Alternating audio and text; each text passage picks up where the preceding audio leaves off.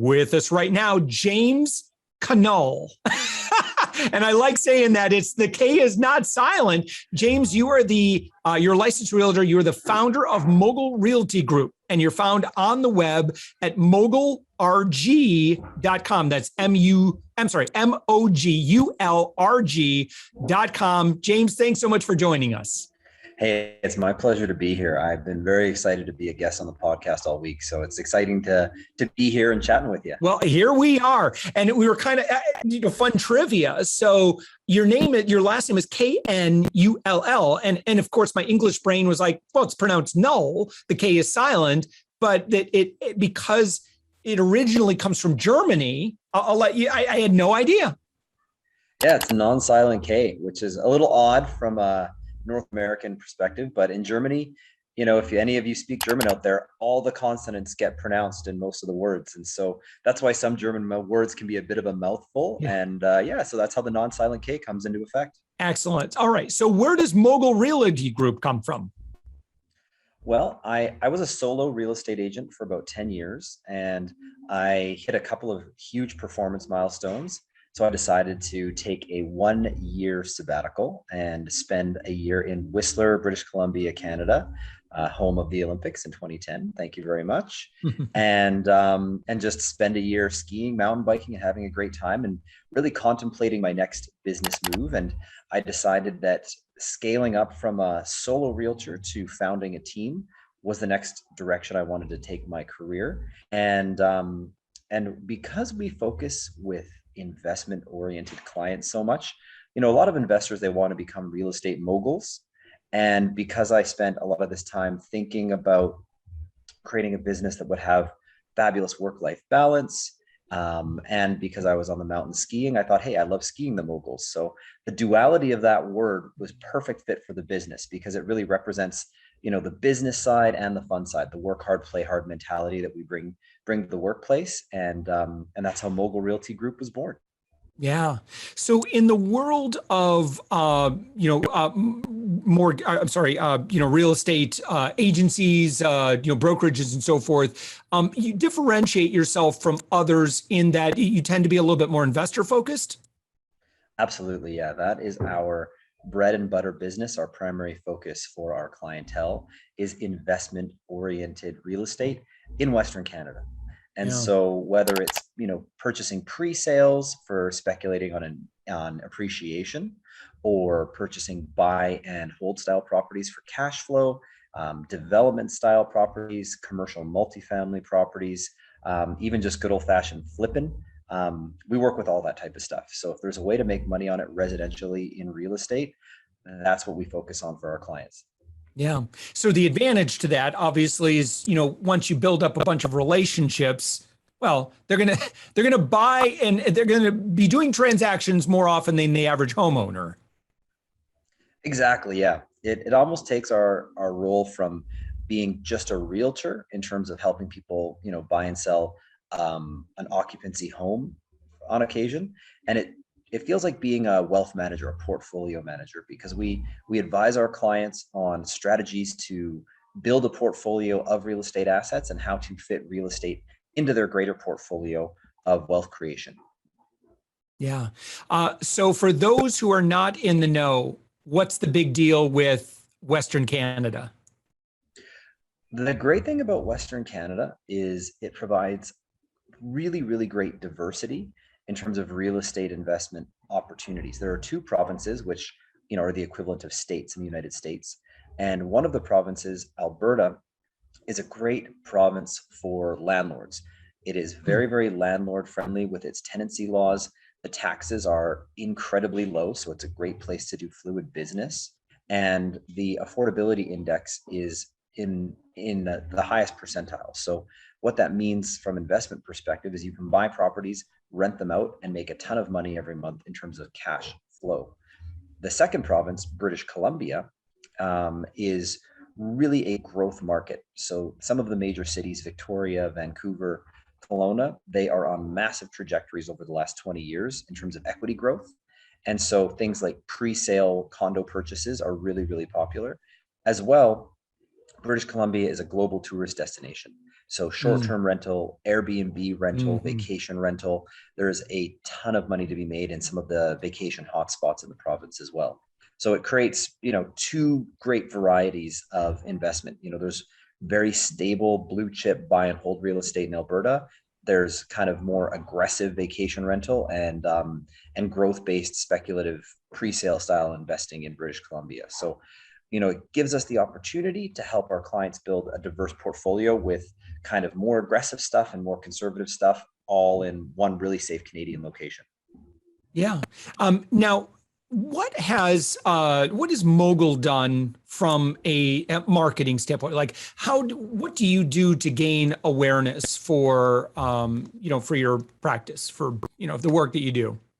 Absolutely. I mean, our primary focus for investor-oriented clientele is actually participating in the conversation on a Canadian scale, which to us means hosting events. Every month we host a real estate focused networking event that talks about strategies and important topics related to real estate investing. So for example, we'll have accountants come talk about, should you incorporate if you're going to build a portfolio? Or we'll have lawyers come and talk about the procedures associated with purchasing foreclosures. And we have that live in two cities. We have it live in Edmonton, live in Vancouver, and then we tie the meeting together with Zoom, so you can actually be in one of three locations, either online, in person in Edmonton, or in person in Vancouver. Yeah. And in terms of like the company itself, what does the team look like? We've got about 10 realtors per city. And in addition to those realtors, we support them with a really great admin staff. So we've got transaction coordination in both cities to handle all the paperwork and just, kind of act as that engine that makes sure all paperwork gets to the right place at the right time. We've got a marketing department, and we've got sales leadership as well in both cities. Yeah. What do you do from obviously from a broker standpoint to attract and retain great agents? Absolutely. We, in terms of attracting agents, a lot of what we do is word of mouth. We get referred people who interview to join our team almost every single week. So we're lucky in that regard. It all starts with marketing. We're very visible. We're very vocal. We're out there in the community, and a lot of the realtors on our team are top performers, so they garner a lot of attention, and that just forms an attraction where new agents want to be like those agents, and they strike up the conversation about being on the team. In terms of retaining agents, we've got a career track program. The foundation of our business, we actually copied either like an accounting firm or law firm model. So unlike most other real estate teams, in our team, you actually have the ability to make partner, get ownership in the business, get a seat at the boardroom table to steer the direction, and participate in profit share. So right now, there's myself who founded the company. I've got three top flight agents who have made partner, who are now part of the conversation and part of the Hmm. ownership group. We've got two more who are in that conversation right now. And, just like you see on your favorite TV shows, they're going to make partner. And that retains our top talent really, really well. For people that don't want the responsibility of an ownership piece, as they ascend into top tiers of production, there is opportunity to renegotiate the commission splits with the organization as they become top productive agents, which we find helps retain people who love being a part of the team, but the extra accountability and responsibility that comes with ownership is not something that fits well with them. Yeah, right. One thing that Mogul does, and I just think is so brilliant, and I hope someone that's kind of casually lean forward, because I want you to talk about how you run your masterminds, who you invite to that, and how brilliant that is from a networking standpoint, and how it's been helpful, not just for business, but just relationships that lead to opportunities, that you're doing good within communities, you're making connections. Have you talk about the Mogul Mastermind? Yeah, absolutely. It's such a great event, and it really started for me in the sense that I found I was asking and having to answer very similar questions to multiple clients all the time. And so, I would get asked a question like, hey, how do I handle the utilities of my rental property? Pretty simple question.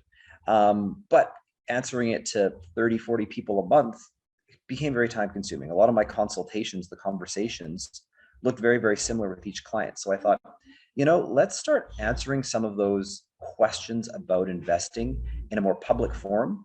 And I started recording the answers right from day one in 2015. We started recording every single meeting, and it became a very powerful tool because my consultations became more meaningful, where I could talk more about that person's specific investment needs. And then the how-to questions, I would say, you know what? I can tell you want to learn a lot about landlording. Here's a video and here's a video where an actual property manager who owns a property management company, who's a professional landlord, answers the question you just asked me and more. And so now my client meetings became more about the person, their goals, their dreams, their investment plan, how to balance their portfolio. The FAQs became part of Mogul Mastermind. And then it caught on like wildfire. The first one was a great tight-knit group of about 25 people. Within about a year, we regularly had that attendance of over 100 guests. And it became, and it was just awesome. I mean, we always had it be a value-first approach. We're here to answer questions. We're here to create a hub for the community. We're here to create an environment where people can meet, mingle, and inspire each other and potentially find opportunities. At our last meeting, we did a joint venture pitch up, which was that was what we called it, is basically like Shark Tank or Dragon's Den or whatever your favorite business show is, where we had a panel of judges. We had one of Canada's top mortgage brokers, top lawyers, someone who manages a fund where they've raised a ton of money, and one of a really, really well-known Canadian podcaster in the investment space on the expert panel. And then we had 5 different investors pitch a joint venture deal to the audience. And wow. That was less than a week ago. And one of those deals already got funded by somebody in the audience saying, hey, you know what? I like your deal. I like your pitch. I like you. You know what? I'm willing to put up the money to make this deal happen. So, that's a really cool feeling to create an environment where that type of stuff can happen every single month. Yeah, no kidding. So I'm going to role play here, lame marketing advisor, and say, why are you wasting your time with doing stuff like that? You should just be putting more bus ads and Facebook ads and ads. Of course. Yeah. Yeah. And I would say, you know what? The person that pitched that deal at the joint venture workshop, I mean, they were buying an $800,000 property. Who do you think was their representative when they bought that property? Yeah, exactly. So you're investing in relationships, you're investing in people, you're investing in your network. And what I like about that, James, is that as you build up that network, and I've used this example frequently, it's like, let's say you're a realtor in a local market and you've got, 400 or 500 people that if you were to ask them, hey, who do you recommend? Because that real estate professional is invested in all those relationships. I argue you're kind of set for life, because relationships are the things that don't really disappear unless you do something to offend your friends or whatever like that. But it's like, people don't forget. If someone asks me who I recommend for a landlord, guess what? It's going to be the one that I've got a very close relationship with. And yes, we are also their customers, and I wouldn't even bother recommending anybody else. And I believe that that's how so much business has always gotten done, but particularly now when everyone's got a platform, everyone's got social media. It's really easy to talk about who we love. Absolutely. And, it really builds credibility too. Yeah. Because, you come to an event, you're there to learn, you're there to build connections, and the person on stage presenting the subject matter, that person's the expert. And so it really helps us, solidify in the minds of the Canadian investment community that we're the expert real estate firm when it comes to investing in Western Canada. And, that expert status really does hold cachet. There's a whole bunch of online discussion forums, Facebook groups that are dedicated to investing. And, I see my name pop up all the time as I'm getting tagged when people say, who's a good realtor in Edmonton? Where's a great realtor in Vancouver? Who should we talk to in Kelowna? Like every morning I open up my Facebook and in my notifications, it's like, so-and-so tagged you in a comment. And sure enough, it's that kind of a comment. Yep. Those are, and I tell you, those are really good leads to get as well, in terms of, hey, in terms of like the chance of you closing that deal is usually pretty good, when you've come with that kind of a glowing recommendation like that. So I like it just strictly from a sales perspective. One question I had for you, James. Let's say you have someone that's a new investor. They're really interested in having a cash flowing property. How much how much expertise do they need to have coming in terms of working with you? Like, for example, one thing, and the reason that kind of brought up this question is when I'm on your website, mogulrg.com, I hover over investors, I see something called Deal of the Week. And so here's an apartment condo property, $139,000, monthly cash flow, $91. Like, you've kind of got it all listed out. I'm like, what do I need to know? I just, okay, sounds great. Here's my money. Now I have a positive cash producing property. Should they have some other things prior to engaging with you aside from access to money to invest? Yeah, it's really a personal question because there are different personality styles out there. Personality style number one is you choose your expert, you choose your pro, you trust them, you let them know what you're looking for and set them loose on finding it. So, for somebody that wants a great investment, but really wants to be hands off, we consult with them and we ask the questions. We don't just say buy this property or that property, but there's things like risk tolerance, timeline, exit strategy, amount of time availability in a given month to spend on your property. All these factors help determine which properties make the most sense. So we ask first, seek to understand, and then make recommendations. And some of our clients say, hey, I like your recommendation. Sure, I'll buy that. On the other end of that spectrum, there are people that just are sponges for knowledge, where they're very analytical. They need to know every single line of every single detail before they're comfortable making a decision. And we love working with those people too, because we've got those answers and we've got that resource. We've got, guides, video libraries, video courses that people can take that we've created in-house that help educate people on the specifics of real estate investing. So whether you're the kind of person where, you just tell me what to buy and make sure that it fits my criteria, we've got you covered. If you're the kind of person that, you're highly analytical, you need to know all the details, you need to learn every piece of all the ins and outs about real estate investing before you're comfortable moving forward. Well, that's part of the reason we've created Mogul Mastermind, so you can do that learning. That's why we've got these educational video resources. I mean, you've got 6 years of Mogul Mastermind meetings where, you want to learn about landlording. Here's 9 different presentations from 9 different property managers who have specifically talked about landlording over the last 5 years. Have at her. Go as deep as you want with this content because it's fabulous content. Yeah. James, what does growth look like for Mogul over the next, 3 to 5 years? What's the plan? Where do you go? Yeah, I mean, we're planning on starting to open offices in every single Western Canadian city. So our 2 main headquarters, our Alberta headquarters is in Edmonton. Our British Columbia headquarters is in Vancouver. But as we grow, as more agents join the team, from a business function perspective, I find a business unit that creates a tight, cohesive, team-based environment where people know each other, it's personal, they can support each other, is about 10 realtors. So we're almost in the point in Edmonton where we need to subdivide and we'll have, a North Edmonton team and a South Edmonton team. I find when the team gets too big, you start to lose a little bit of that camaraderie. And so, part of my expansion model is to keep these tight teams and business units. So, as we grow, we're going to be growing into some of the other cities. Part of our growth model is, again, with this being able to make partner, we've got some very highly ambitious realtors on our team who have cities in mind that they want to expand to. So from a centralized level, we'll be able to use our business model, our systems, and being able to support them in, picking a city that they really want to do business in and helping them open their own Mogul office there, partnered into the company.